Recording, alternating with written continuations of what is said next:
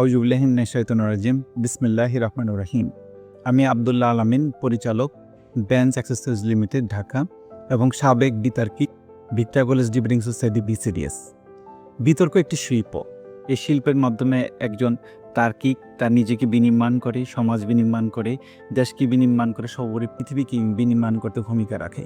তো আমি চাচ্ছি যে বাংলাদেশের প্রাইমারি স্কুল থেকে একবারে উচ্চ লেভেল পর্যন্ত, এডুকেশন উচ্চ লেভেল পর্যন্ত যে সঙ্গীত চর্চা হয়, বিতর্ককে ঠিক ওই পর্যায়ের একটি শিল্প হিসেবে যদি আমরা পাঠ্যপুস্তকে প্রাইমারি থেকে, হাই স্কুল থেকে, কলেজ পর্যায়ে, ইউনিভার্সিটিতে যদি আমরা অন্তর্ভুক্ত করতে পারি, তাহলে একজন বিতার্কিক তার দেশকে নেতৃত্ব দিতে পারবে, সে নিজকে নেতৃত্ব দিতে পারবে, সর্বোপরি পুরো পৃথিবীকে নেতৃত্ব দেওয়ার জন্য সে নিজকে তৈরি করতে পারবে।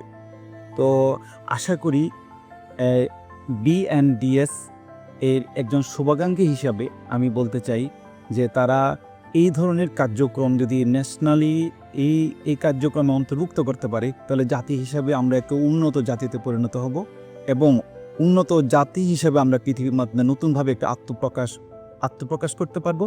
এর মাধ্যমে দেশ, জাতি এবং পৃথিবী যে সার্ভিসটা পাবে, একটা উন্নত জাতি, একটা উন্নত শিক্ষা ব্যবস্থা, উন্নত মন মানসিকতা, উন্নত একটা প্রজন্ম আমরা উপহার দিতে পারি।